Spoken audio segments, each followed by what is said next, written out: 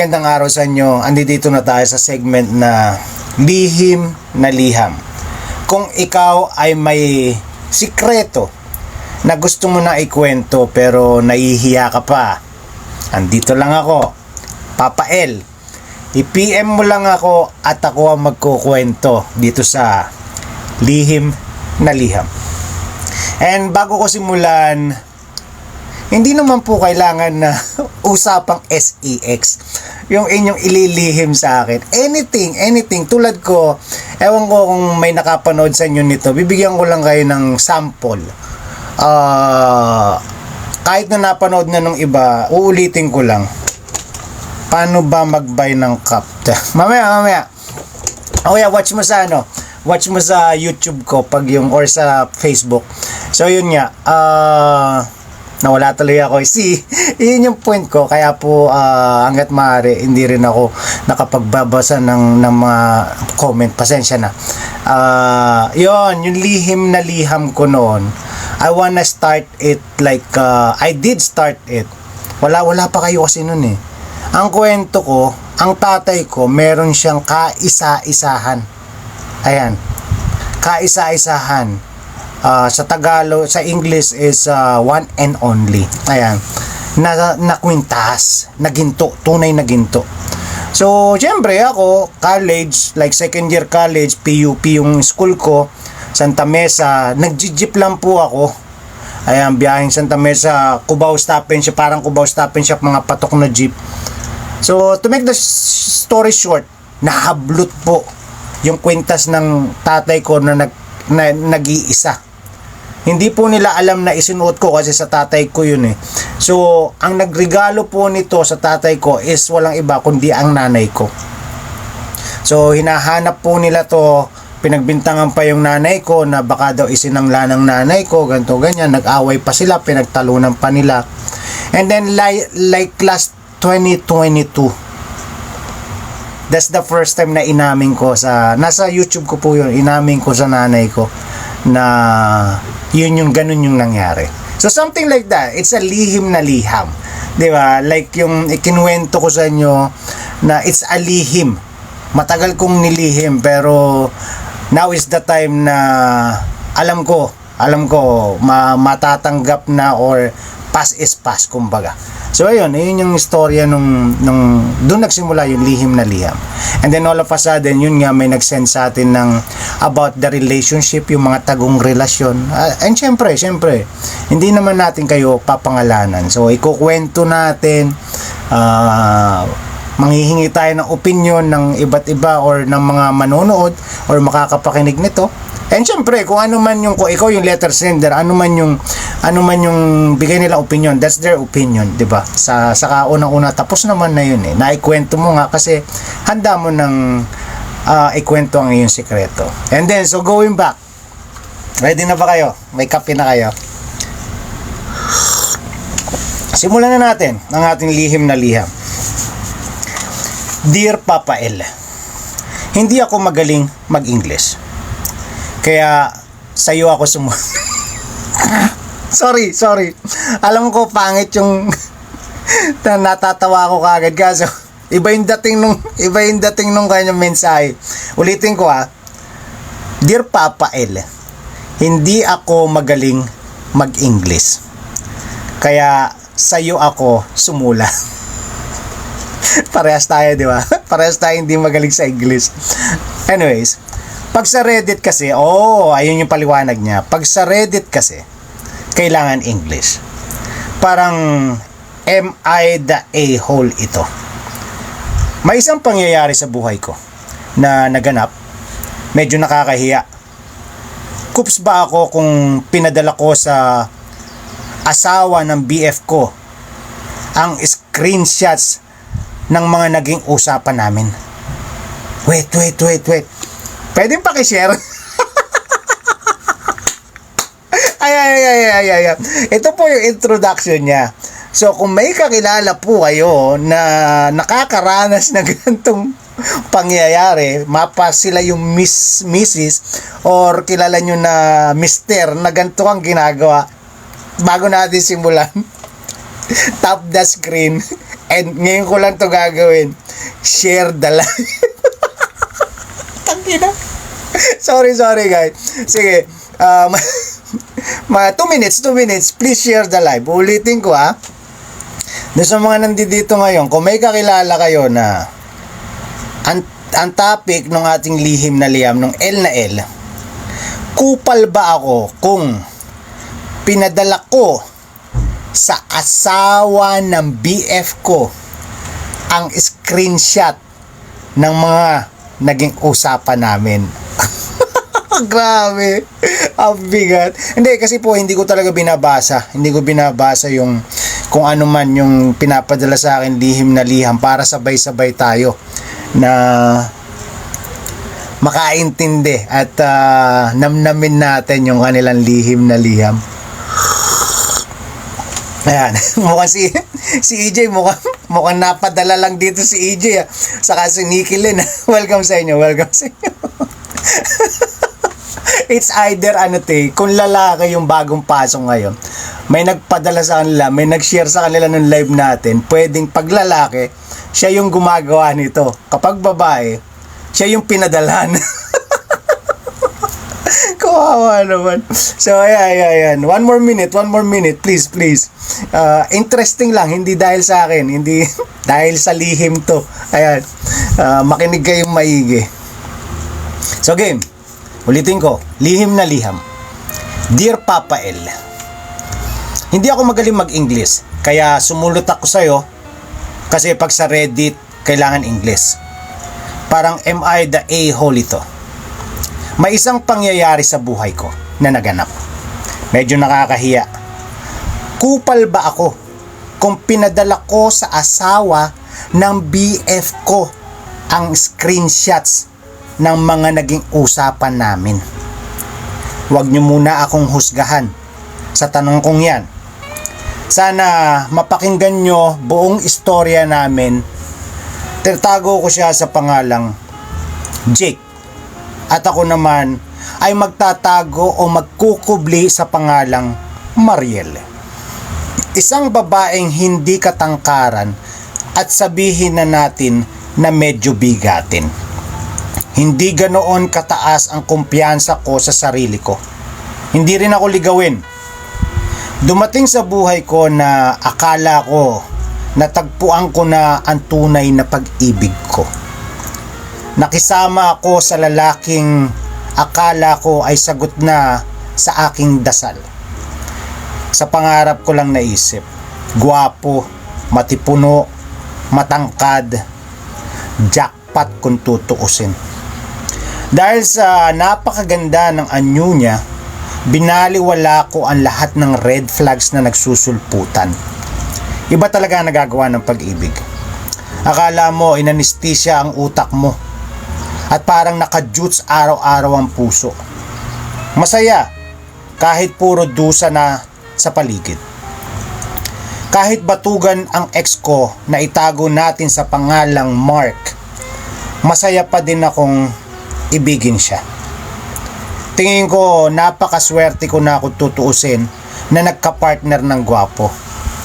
Nagkaanak kami ng 3. Si Mark ang nasa bahay habang ako ang nagtatrabaho. Minsan kinakailangan namin tumawag na mag-aalaga ng bata dahil napapagod siya. Dahan-dahan ako natauhan at unti-unti ko nakikita ang mga red flags na di ko nakikita dati. Kaya dumating ang araw na nalaman ko may iba na pala siyang babae. Yung batang tindera sa tindahan ng tita niya ang nilandi niya. At nalaman ko na lang na ilang buwan nalaman ko na lang din na ilang buwan na pala silang magjowa. At ang masaklap, parte ng kinikita ko pala ay yung ginagastos niya sa babae. Isang umaga, nagpaalam siya na nagpapasama ang tropa niya papuntang Maynila. Magpapatulong daw mamili ng paninda sa Divisoria. Madaling sabi, pinayagan ko siya na kunwari ay ayaw ko talaga. Sinamantala ko ang pagkakataon na wala siya sa bahay. Nag-impake ako ng mga gamit namin ng mga anak ko at tuluyang lumayas. Nagpakalayo-layo kami, Papa El. Sa una, ang sakit at ang hirap, pero kailangan kong kayanin dahil may cargo akong 3 bata. Napilitan ako magbitaw sa trabaho at maghanap ng panibago na malapit-lapit. Di kami tumira sa mga lugar na malapit sa kamag-anak ko. Kahit magulang ko ay hindi alam kung asan kaming lugar. Kahit nakakausap pa kami. Nawalan na kami ng contact ni Mark, yung magulang or tatay ng mga anak ko. At di na din bumalik-balik sa lugar ng mga magulang ko. Fast forward. 2 taon ang lumipas ay kinailangan kong humingi ng tulong sa mga magulang ko. Nagkasakit ako at need ko ng katuwang sa pag-aalaga sa mga anak ko. Nahihirapan na din ako magbayad ng renta sa dami ng gastusin namin. Pinauwi ako ng magulang ko at nangako sila muna ang bahala sa amin at sa mga bata. Hindi nila papalapitin sa amin ang ex-con si Mark. Swerteng may tuturing na madali ulit akong nakakuha ng trabaho. Online job ang nakuha ko. Di ko kailangan lumabas ng bahay, kaya pabor na pabor sa akin at sa mga bata. Dumating ang pandemya. Naisip ko na buti at nakauwi ako sa mga magulang ko. Kasi kung hindi ay paano na kami ng mga bata? Eto na. Dito nakilala ko si TikTok. Nakakalibang. At kahit introvert ako ay okay lang. Pwede mo ipakita talent mo at may makikilala ka pang ibang tao. At dahil aminado akong di naman kagandahan, natuwa ako sa TikTok na may filter. Talaga naman, instant plastic surgery at instant puti ako. May nakarelate ba? Kaway-kaway sa mga umasa sa filters dyan. Binabasa ko lang, hindi ako to ha. So, di ko akalain na magiging mabenta ako sa TikTok. Madami nagkagusto sa akin. Ang daming gifts na natatanggap. At may mga nagpapadala ng GCash. Ayos din. Pandagdag gastos naming mga bata. Isa sa masugid kong manliligaw, si Jake. Napakagalante niya. At talaga naman, araw-araw kami magka-chat at video call minsan-minsan. Alam kong sasabihin yung baliw ba ako at na-inlove ako sa isang tao na di ko pa lubos na kilala? Oo, may sabaliw nga yata ako. Si Jake ay mestisuhin at may kapugian din naman. Lumalim na ang mga kwentuhan namin, tanggap niya ang mga anak ko. Lagi din niya pinapadalan ng mga pangangailangan or ginagasto niya kami sa aming mga pangangailangan. Masaya kami araw-araw hanggang sa inamin niya sa akin na may asawa siya. Di daw siya masaya sa asawa niya, lalo sa kama. Madami siyang ikinukwentong kakulangan ng asawa niya at naaawa naman ako. Pinangarap kong makasama siya at maalagaan ng tama. Humiling siya sa akin ng mga video call na nagpapakitaan kami ng masiselang parte ng katawan. Nagjajakol siya habang ako naman ay nagdudukit ng ari ko. Sarap na sarap siya. Nagpapadala din siya ng picture ng alaga niya.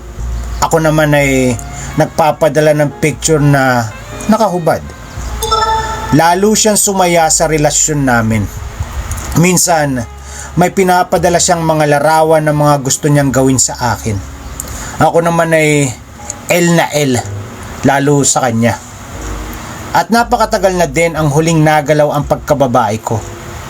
Kaya naman may pagkakataon na kapag nagpadala siya ng pictures or may pagkakataon na nagpapadala siyang pictures na may katalik siya. Mga dati niyang jowa ang mga yon. Mas pinangarap ko siyang makasama. Di naman din kasi makakalabas at lockdown pa din sa Pilipinas. Nung dumating ang araw na unti-unting nagbababa ng higpit at nagbabawas na ng mga checkpoints, nag-umpisa kami mag-usap. Paano gagawin namin after ng lockout or after ng mga checkpoints? Andun yung gigil na gigil niyang sinasabi na kawawa daw ang puday ko sa kanya. Pupunuin niya daw ng katas at sana mabuntis niya ako. Si Jake nga pala ay wala pang anak. Or sabi niya, wala siyang alam na nagkaanak siya. Babaero. Pero di nakabuntis sa aksidente. Iniisip din niya na baka baog siya. Kasi kahit asawa niya ay di niya mabuntis. So eto na. Dumating ang araw na pwede na kami magkita. Excited kami pareho.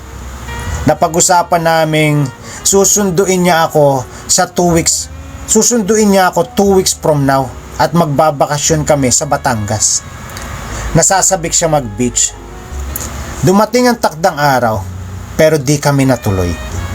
Ang rason ay nagkasakit asawa niya at di siya makaalis. The following weekend, di rin siya pwede dahil may kailangan gawin sa project niya at that time. Nang sumunod na linggo naman, natuloy na din kami. Nasa SLEX pa lang kami ay grabing init na ang naramdaman namin. Although medyo ibang itsura ko in person, di siya nag-comment. At talagang ramdam kong happy kaming pareho.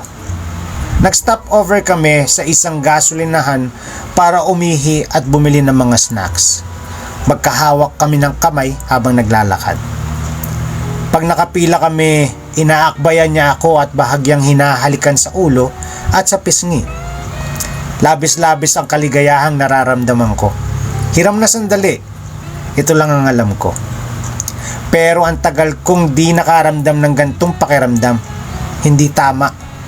Pero masarap sa puso. Umaasa akong magtatagal ang pag-iibigan namin. Umaasa ako na magtatagal ang pag-iibigan namin. Nang makabili kami ng mga kailangan namin, dumiretso na ulit kami sa kotse. Pagpasok namin, di na namin napigilan ang damdamin namin. Naglaplapan kami habang kung saan-saan dumadapo mga kamay namin dalawa. Nakaminidress ako at humagod sa hita ko ang nagiinit niyang mga palad. Pinipisil niya ito habang hinahaplos. Ang init kahit malakas ang aircon ng SUV niya. At eto nga, bumuka ng kusa ang hita ko. At doon, tinitigan niya ako. Sabay, hinaplos ang namamasa akong hiyas. Ang sarap. Ang tagal kong hinintay ito. Ipinasok niya sa panty ko ang daliri niya. At nilaro-laro niya ang tinggil ko. Kinapa ko rin ang ari niya. Parang masarapan din siya. Nauna ako nakatapos. At siya naman ay isinubo ko. Malaki ang alaga niya. Maputi at malinis. Sarap na sarap akong kinain yon hanggang sa sumirit ang malapot na likido sa bibig ko. Halos masabunutan niya ako at binaon ng todo ang ari niya nung lalabasan na siya. Sabi niya, ang sarap mo babe. Ang galing mo. Mamaya ulit ha. Yan lang ang nasabi niya. Maya-maya ay nilinisan namin ang aming sarili at nagbiyahe na ulit. Pagdating namin sa resort, nag-shower muna kami at naghanap ng makakaing matino. Puro tinapay at chichirya lang kasi ang dala namin. Bukod pala sa hotdog na maputi na nakain ko kani-kanina lang. Matapos mag-lunch, bumili kami ng shakes dahil mainit talaga. Dumiretso kami sa kwarto at nagpahinga muna. Nagising ako na ramdam ko ang malamig na hangin sa utong at tiyan ko. Nakahubad na pala ako. at inuumpisahan na akong papakin ni Jake. Napaungol ako ng malakas nang na-realize ko na nilalaro ng dila niya ang butas ng kepyas ko. Tuwan-tuwa siya na masikip pa din daw ang puday ko at sobrang katas. Sabi niya, "Babe, i-enjoy mo lang. Hayaan mo akong paligayahin ka." Nakaraos ako na dila at daliri ang gamit niya. Pero di pa doon natapos. Hinahalikan niya ang buong katawan ko. Lamas at sipsip ang ginawa sa suso at sa utong ko. Halos mahimatay na ako sa sarap. Kaya hiniling ko na ipasok niya ang kargada niya sa aking hiyas. Grabe ang tigas at ang laki ng ari niya.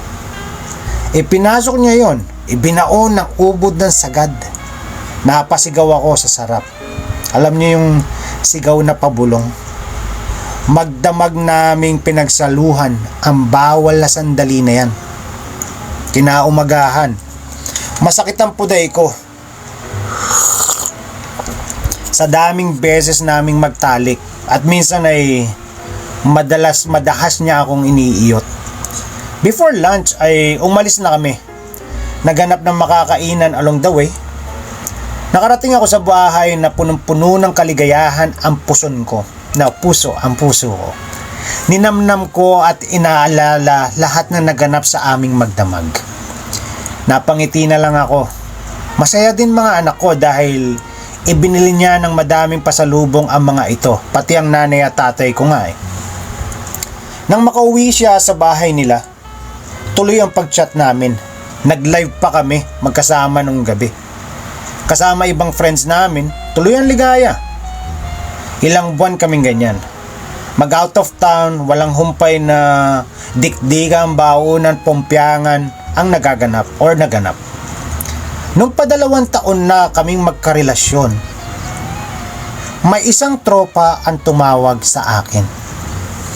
Tinanong if alam kong may sex vids kami para akong binuhusan ng malamig na tubig at parang gumuho ang mundo ko. Sabi ko, hindi, wala akong alam na may ganun.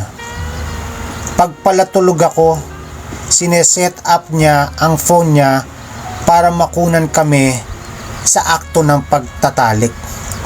Sa kasamaang palad, ilang video ay kumalat talaga. Wala naman akong milyon-milyon para maipaalis ang video sa porn sites. Tinanong ko siya tungkol dito. Di naman siya nag-deny. Pero iginiit niya na pumayag daw ako sa video. Yun pala lahat ng SVC, which is the scandal, I think that's what it means, ay sinave niya at mga trips ay nakunan niya ng video. Recently, nagka-problema phone niya at dinala sa repair shop. Doon na nag-umpisa kumalat ang videos namin. Na-depress ako. Tinatawagan ko siya at chinachat, di na siya sumasagot. Block na din ako sa mga social medias niya. Sa sobrang taas ng emotions ko, heto na, asawa niya ang chinat ko. Nagpakilala ako at isiniwalat ang naging relasyon namin ni Jake. Ramdam ko na nasaktan ang asawa niya. Pero mabait ito, nagbigay ng simpatsya sa akin. Di naman pala sila magulo. Wala silang problema kahit sa kama. Masaya naman daw ang pagsasama nila. Hindi lang pala ako ang nilalandi ni Jake online. Ouch. Pero di siya sinukuan ng asawa niya. At buntis pala ito ng ilang buwan na. Matapos ang revelasyon ko sa asawa ni Jake, naghiwalay na din sila. At eto na, binalikan ako ni Jake. Pero hindi para mahalin. Sinumbatan niya ako at nilapastangan sa pamamagitang masasakit na salita. Inaayos niya ang relasyon nila At pag lumapit pa daw ako sa asawa niya, ay malilintikan daw ako sa kanya. Nananahimik ako. Nanahimik na ako. Alam ko kasi ang kayang gawin na may pera, sa katulad kong dukha. Iniwan ko na lahat ng related sa dati kong social media para makalayo na ng tuluyan kay Jake. Laking pasasalamat ko na din na di niya ako nabuntis. Andito pa din siya sa TikTok. At madami pa din nauuto sa kalokohan niya. So, sa tingin nyo, uulitin ko ang tanong ko bago tayong magsimula. Kupal ba ako kasi isinumbong ko siya sa asawa niya? Salamat, Papa El. Salamat din sa mga opinyon at pakikinig. Gumagalang, Mariel. At dyan natatapos ang ating lihim na liham. If you have any like opinion or reaction, anong masasabi nyo? Ayan. Welcome sa'yo, Maymay. Nope. Hala, sino si Jake? Ayan. Sabi niya nandito pa rin daw, di ba? And syempre, yung babae, si Mariel, na nagpadala ng sulat is napaka obvious naman. Hindi niya mapapanood yung ating lihim na liham kung siya ay wala na sa TikTok. So sa madaling sabi, siya ay nasa TikTok, nagti-TikTok pa rin. It's just that yung mga kaibigan, yung mga siguro yung ano mo yun, yung circle nung kanyang naging kupal. Bakit ba? Paliwanag nyo nga sa akin. Tama lang ginawa ni girl. Hindi yung ginawa ni girl eh. Ang tanong ko dito, bakit may ganung lalaki? Anong pwede nilang mapala? Anong napapala nila? Meron ba dyan? May kaibigan ganon or sila mismo yung ganon? Or may na-encounter kayong ganito? Alam mo yon? No, hindi ko magets lang na para anong pinagkaiba nung pekpek ni Maria sa pekpek ni Mariel? Alam mo yon, 'di ba? Tapos ang okay naman pala yung samahan nyo nung, ito yung sinasabi ko, sakto dun sa content ko nung last time eh. Yung alam mo yun, ewan ko, nakaka-pogi points ba yun? Nagkamali man si girl, pero ang kupal is yung guy. Totoo naman. I mean, para sa akin lalaki rin ako. Pero sabi ko nga di ba? Kung yun yung habol mo, dapat dinidirekta mo yung babae. Ako, tunay na tao ko eh. Ayan, tunay na tao. Kung halimbawa man na ganun yung habol ko, hindi na yung paila I love you po, hindi na. Magrektahan tayo. Daming cops na Jake sa especially TikTok. Ang daming Jake, no? Ang dami palang Jake dito. Buti na lang, tunay na tayo. Buti na lang. Ang hirap dito kada makakakita tayo ng Jake ngayon. Kawawa, no? Okay pero ang kagandahan naman ng nangyari na nakapagbasa tayo ng gantong kwento. Kung ikaw naman si babae ay into that, di ba? Alam mo na kung anong pangalan ng hahanapin mo, Jake. ayun. Anything else? So kasi napasearch ako ng Jake. Ako, ang may papayo ko lang sa babae. Ingat, ayun. Mas kilalanin mo na muna ng maigi siguro.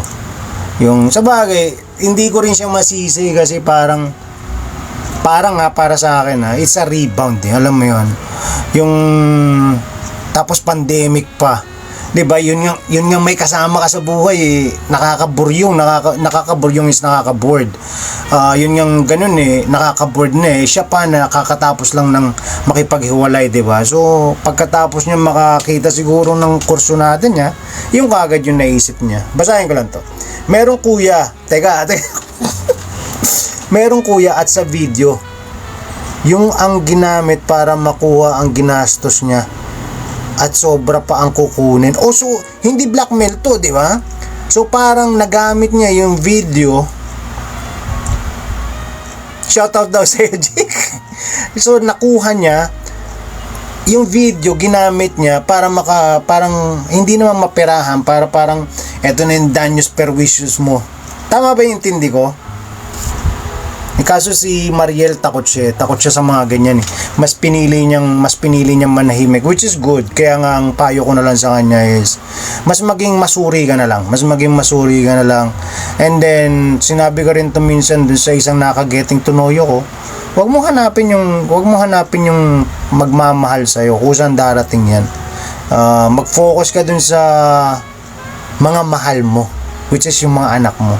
And then hindi ko nababanggitin nga yung magulang mo, 'di ba? Alam mo 'yon, pagkatapos mong lumayo, magtago ng sikreto ng 2 years, but after that, without even hindi man lang nag-hesitate, they'll accept you. Inaccept ka nila, tinanggap ka nila ng buong buo. So yun yung pagpokusan mo. At para naman sa iyo, Jake. Eto kung tama man yung, tingnan natin kung pare-parehas tayo. Sige. Ayan, type nyo, one word. Message nyo para kay Jake. Sa lahat na nandito, nakapakinig ng kwento. Kung hindi nyo man napakinggan, panoorin nyo yung replay sa YouTube, Tunay na Tao TV. Our Facebook page, Elmar Toledo. Sabi ni Reggie, Jake ko po. Ayan. Jake, hello da. Teka, kung may kakilala kayo, pasama nyo na kay Jake. Sabay-sabay na sila. Grabe. And kasi ako, totoo nag-camfrag ako. Pero hindi, nagpapasayaw ako. Pero yung ganun na, alam mo na, nasa kalungkutan yung abuso hindi samantala yon, napagsamantalahan kawawa Jake, hello daw, sabi ni Taning. So ayun. So ako masasabi ko lang, Jake, kung nasan ka man, kung ano man yung tunay mong pangalan, taga-saan ka ba? Hindi nabanggit niya ba kung saan bansa? Hindi kung taga-saan ka man, Jake, kupal ka. At dyan natatapos ang ating lihim na liham. Kung meron kang kwento na gusto mo na ikwento pero nahihiya ka pa, huwag kang mag-alala. Andito lang ako. PM mo ako magkukwento dito sa lihim na liham. Maraming salamat po.